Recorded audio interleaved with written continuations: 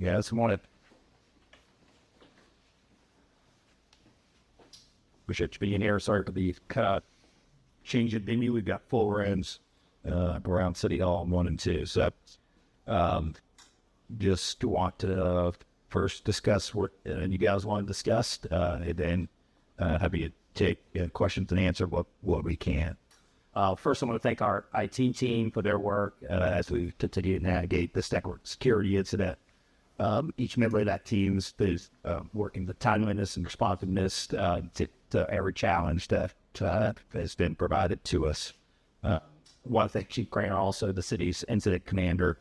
She's been on top of things, coordinating her response to this, that we do have a plan in place for these types of incidents. And she's here in Napa. She's also making sure she's operating a fire call. So very appreciative of the work. This is an active investigation, and we are coordinating with local, state, and federal agencies.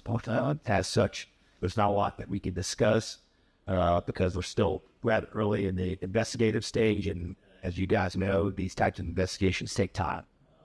So there probably would be a lot of specific answers I'm going to be able to give you today. Yesterday, we offered a couple of updates to our citizens. I appreciate you guys getting the word out. It does continue to hold true that we have no interactions as it pertains to 911, to our police and fire. This whole airport continues to operate as normal. The fort continues to operate as normal.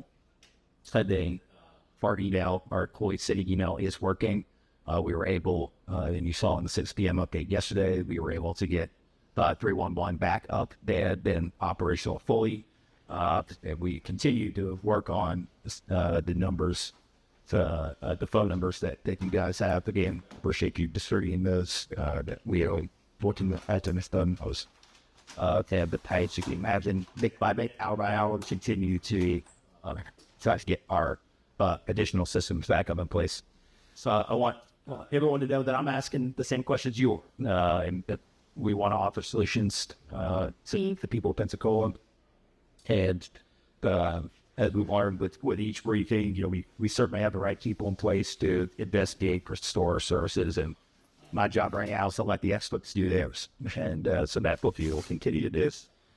It is important to note we are prepared for this. You guys are aware of the situation from 4 or 5 years ago. But with that, we have procedures and policies in place that resulted from that. So, for example, we're able to shut down our system rather quickly, mitigate any possible harm to our systems. We also have viable backups which are helping us get operations back to normal. So that is what I can say for now. And of course, happy to take any questions that you have. Any citizens information released? Do we know yet? Again, investigations in place right now. It would be too early to make this determination at this point. Certainly, we have protocol in place when that becomes affair. But it's too early to say one way or the other on that. Obviously, we understand that that's going to be the number one question. And so, again, we continue to get updates now about that. And certainly, when there's an answer, definitive answer on that one way or the other, we'll be providing that as soon as possible. Is this a criminal investigation also? I would probably defer to our partners at FDLE. So they're involved? They are. That's because part of state regulation in these instances. So I think to define that they are along with our PPDs, rushing through that. So I would allow them to define what it is or isn't at this time. Have you got any indication that there's any other attacks on other government entities? No. Our information is very limited on nobody's been up the 5 Ws. Yeah, it's very limited on that. So no, we've not been. There's no indication of relation to other situations or anything else happening around the subject.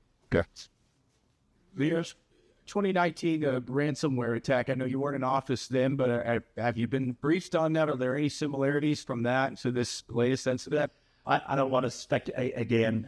It's early in our investigation and understand that even as systems are restored, that the investigation into this and into what's happening I expect will go beyond that in terms of getting all the details that you'll be asking for. But what I will tell you is one positive progressive step out of what happened in 2019 is that I feel immensely confident that we are better prepared today than we were in 2019, because that's what happens when something negative impact takes place.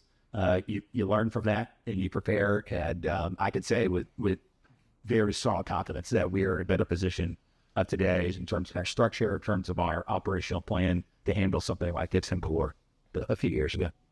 You talk about the timeline on as far as getting things back to normal with the city operations. Yeah, I don't. What my intent to do is to continue at a minimum to be giving daily briefings immediately. It's out to you guys as those operatives come online. I would not want to put both our internal and external team and external partners in a position that we're over-promising that something is going to be done. But what I would say is we continue to see throughout the days and the hours going on more things coming online. And I think it's important to point out and for the citizens out there to understand some of the things that are not operating right now are at a choice, a proactive choice of ours. Sometimes there could be a misunderstanding that means that the city's in a situation that, something we don't control. But that's part of our protocol, is that when we have an incident like this, to make sure that we're proactive in not allowing there to be additional issues. So some of the limitations that we have right now are by our choice and by our emergency protocol when it comes to these subsequent. You talked about you're getting briefings on this. How often are you getting briefings? Scheduled, I would say 3 yesterday, another one this morning, probably another, I would say 2 to 3 operational ones per day. And that doesn't count updates, so I would say constant would be the real answer. But in terms of scheduled sit downs, we're at about 2 or 3 operational meetings per day, being fully done that. And again, it's not only our team, we also have state, federal partners in place that are in external teams that are helping us, work through this too. So there are a lot of moving parts to it. So back to the question of when can we expect X to be up or Y to be up? It isn't that we work hard working diligently on those things. It's just there's a lot of layers and who's working on what. And we don't want to give out that information on when we expect to see something. I will say we do have as part of our plan, our incident plan. With this, we do have a big order of things to get stood up first that we'll continue to work off of. So we have prepared for this. Our IT team prepared for this, and I know that given the circumstances, we're in a really good place. What was the first sign that any system was compromised? I probably won't speak it because of the investigation and the details of exactly how, but we were made aware, the city was made aware of a potential issue on Saturday morning.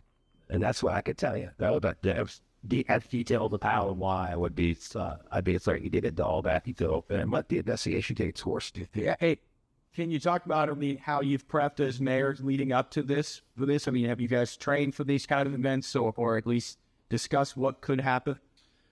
Yes. What I can tell you is that incident response, I mentioned Chief Franger, the same way that if we have hurricane coming, we have emergency response and protocol in place to handle these exact situations.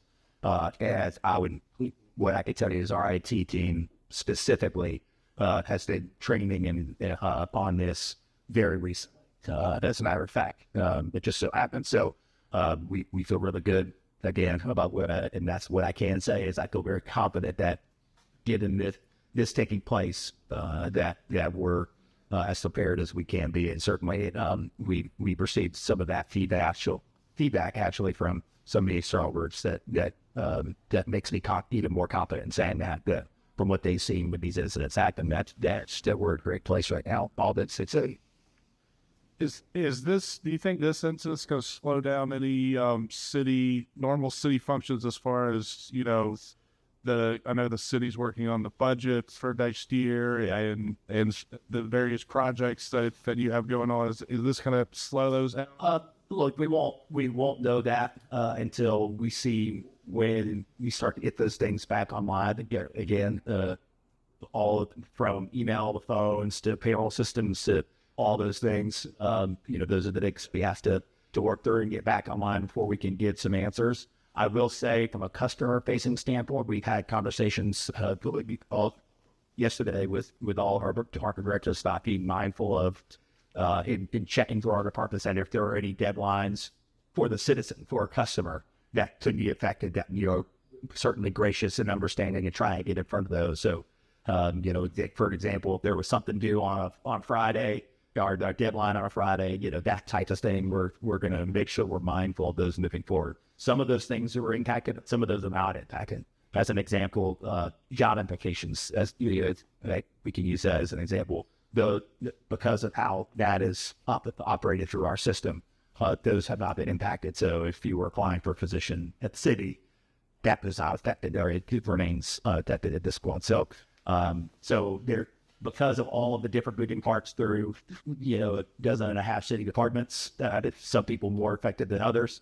But we certainly, what we want to do is we want to be mindful of the citizen and know that, if there's any unintended negative impacts of what's happening, happen to be job one is for us to get this to a positive outcome. That's job one. So that's what we're focused on right now as we move into the secondary elements of that, of deadlines and things like that. Of course, we'll be assessing that as we go, but it is our radar. If there are any deadlines potentially that are impacted or any citizens impacted by what's on now.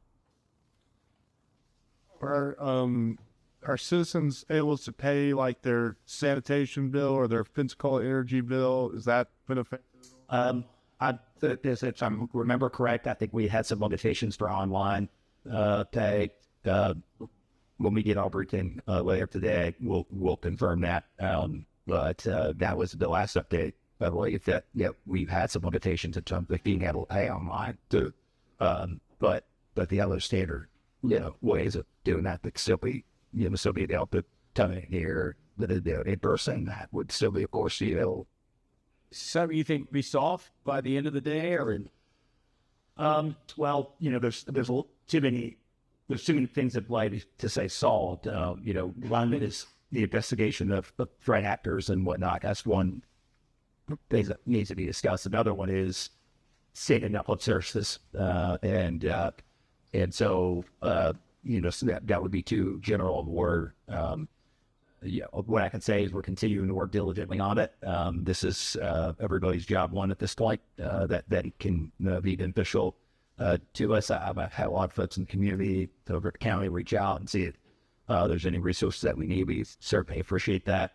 But we continue to make progress, and we made progress on getting things cleared and contained overnight, and we continue to see that progression happening as we get briefed throughout the day. So I'm happy with our progress right now. That we haven't been at a standstill. We've been able to be ticking things off as they go along, and it's that much more comforting because we know we've got a plan. We practice this plan, and we're able to and we continue to follow that plan, and I feel good about that progress. Yeah. Mayor, on the subject of resources, has the city CRA been collecting tax increment funds from the Children's Trust? We have not. What is the city's position? I think it's the same as the county's, and we would be following their lead. Has the city invoiced them? Yeah, I think whether they've been literally invoiced or not, I'm not sure. Obviously, we've been focused on this right now, but as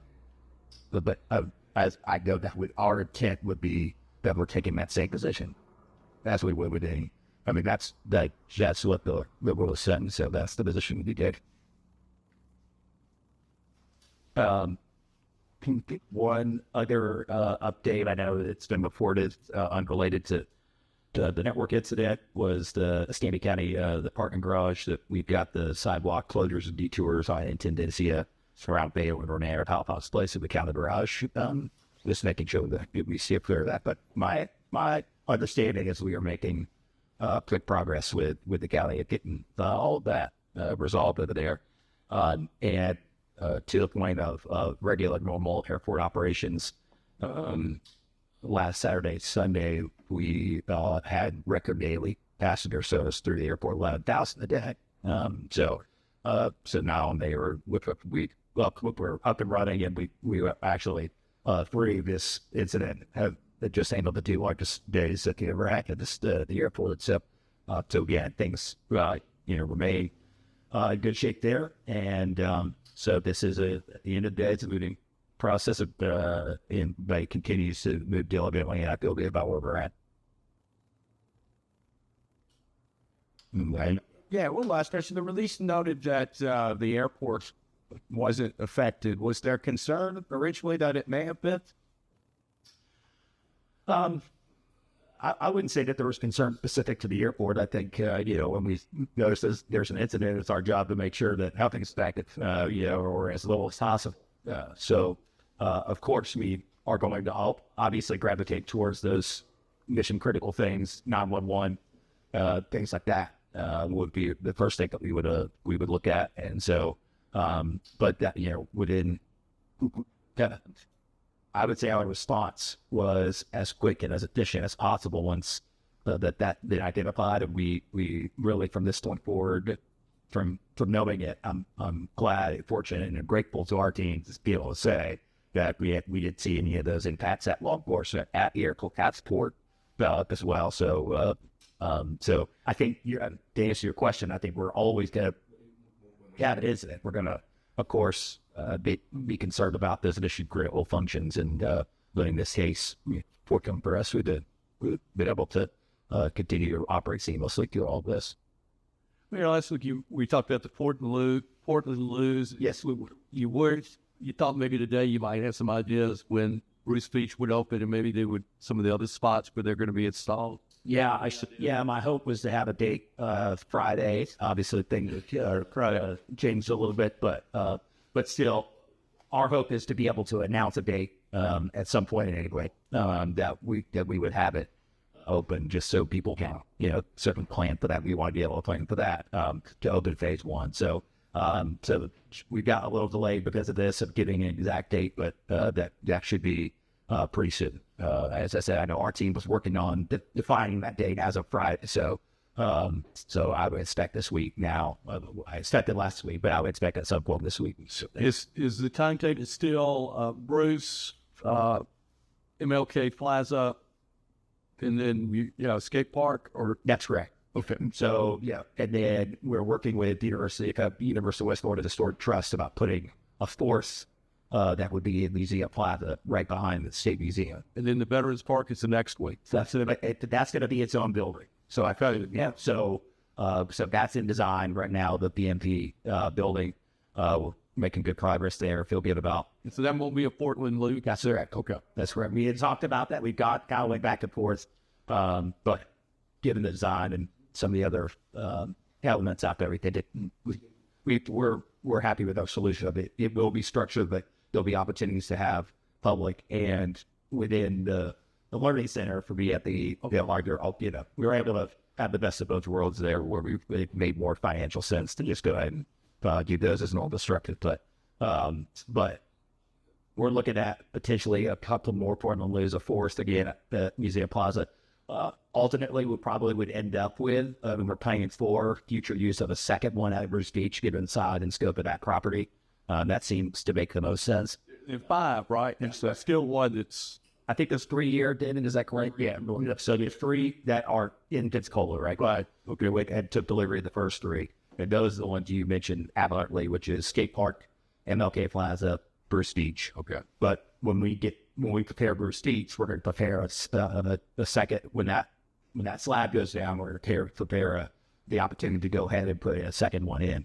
And remember, that's part of the value of these, is that they're modular in essence for a minimal cost. If we decide that there's more usage or less usage somewhere, as opposed to building something brick and mortar that you can't move, these are the types of things that you can get at DAX. So I could see Bruce Beach being a second, and potentially the skate park, but I think because of the size Bruce Beach, and I could see us ending up with the fifth one being the fourth being at Plaza Ferdinand Museum Plaza there behind the State Museum, partner with UWF on that, and then the fifth one be a set at Bruce Beach.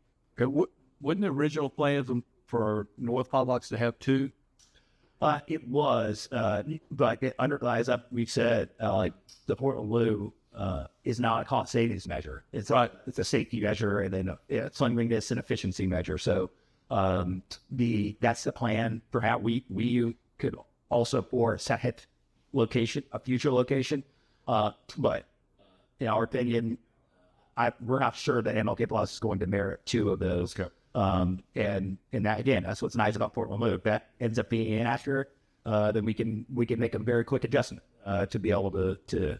But we felt like, given the needs that we have other places right now and priorities of those, not having a bathroom at the skate park, not having a bathroom at Bruce Beach, we think that was more important than having a second map room at MLK. So that doesn't mean we wouldn't do that down the road. But I would say from a 7-day-a-week usage standpoint, MLK Plaza is probably the lowest priority to us, because it really ultimately is there for those 2 days a week, which it's DIB's funding, and that's certainly, we're just helping manage that project. And I